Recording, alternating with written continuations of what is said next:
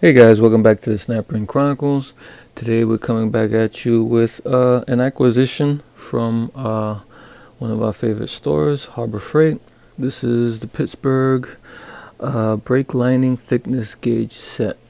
But before we jump into it, if you can do me a favor and hit the like button and also subscribe to this channel if you find any of this at all helpful or maybe even entertaining.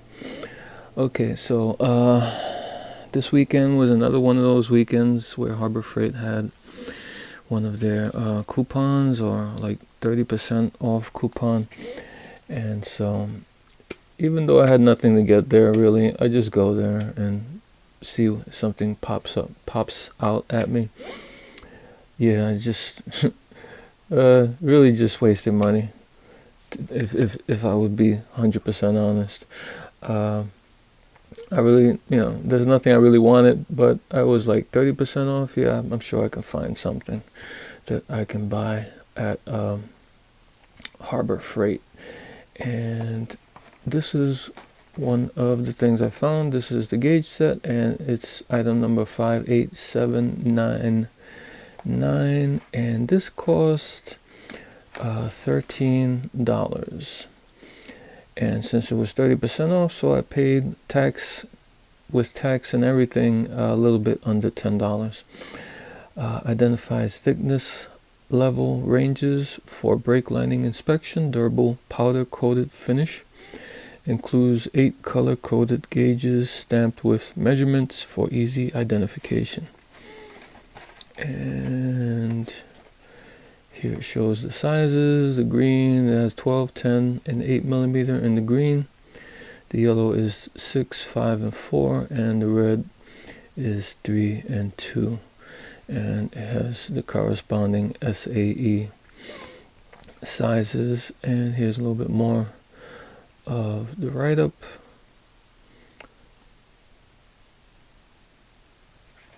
Has the thick coating of paint on it, supposedly. And this is made, surprisingly, I thought this would be a Chinese item, but it's made in Taiwan. So let's take a look at it and open it up and see what you get. Okay, it's pretty heavy, actually. It's they say it's steel, and you can see the powder coating or whatever paint job they did on these. Supposedly a thick paint, and it does look pretty thick. These are the ends of the gauge, and they do have engraved the sizes, so they're not going to rub off or anything. And it does also have the SAE size also engraved. And mainly what I want to do in this video is to see if these are accurate as labeled there. If the 2 millimeter is actually 2 millimeter, or is the 5 millimeter actually 5 millimeters? Because I did see one, there was one review that said that they were not accurate, the sizes. So we'll check that out in a second. And they are all held together by this pin that's been looks like it's been pinned over here, so it looks pretty secure. Like I said, it seems like a pretty heavy set. They do have these sets in plastic also by other companies, so if you wanted something lighter, you can probably find something in plastic. There's no markings to say Harbor Freight or Pittsburgh. It just has the engraved sizes. And I am going to use a caliper. This is the caliper from Lidl that I bought a while ago, the Parkside caliper. And I did test it out with these gauge settings. And here's a brown, an old ancient brown and sharp 1 inch, and another brown and sharp 2 inch. I'm not gonna do it now, but I did it, and the 1 inch was dead on. 1 inch, and the 2 inch had a couple, maybe 2 thousandths of an inch over. So pretty accurate. I'm satisfied with the accuracy of this caliper.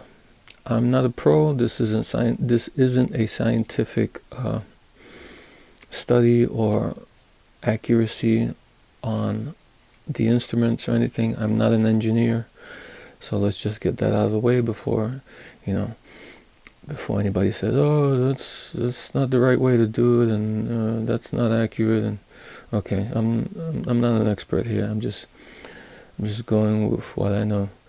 Okay, and let me switch it over to millimeter, and let me get a reading. Let's get a reading on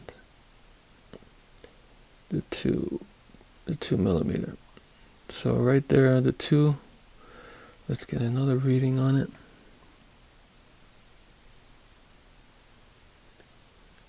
So about 2.1. So about 2.1 millimeter for the 2 millimeter. So a little bit over.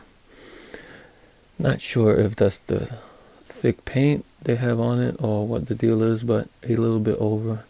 Not a lot, but it is a little over. Let's check the 3. The 3 is about the same. It's 3.1, 3.09, so about 3.1. And let's go down the line. This is the 4. Let's see what the 4 looks like. The 4 is also 4.1. Let's give it another measurement. Yeah, 4.1. And the 5 is also 5.1. 5.1 and a little bit. And the 6 is 6.14. 6.14. 6.14. Okay, now we're getting into the 8 millimeter and 10 and 12 millimeter. It's the 8 millimeter. 8 millimeter is a little bit larger. 8.2. 8.2. 8.2. Almost 8.26 for the 8 millimeter. So a little bit larger there. And here is the 10 is similar to the others, 1 and change.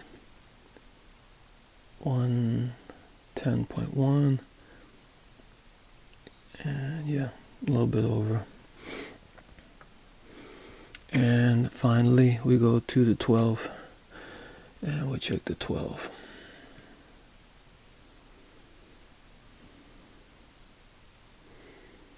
12.1. Oops. 12.1, 2. 12.1, 2. Okay, so there you go. The accuracy doesn't seem too bad. I mean, it isn't like it's off by a half or a whole millimeter. Most of them look like they are off by 1/10 of a millimeter for the most part, except for number, which one was it? 8. 8 was off by 2 by 0.25 of a millimeter. So the 8 is a little bit larger than the rest, but I don't know. I wouldn't expect exact accuracy out of these, but I guess they're okay for the most part. You know, not too bad for the price. I guess if you wanted to buy something professional and you're going to pay a premium, you would expect something a little bit more accurate.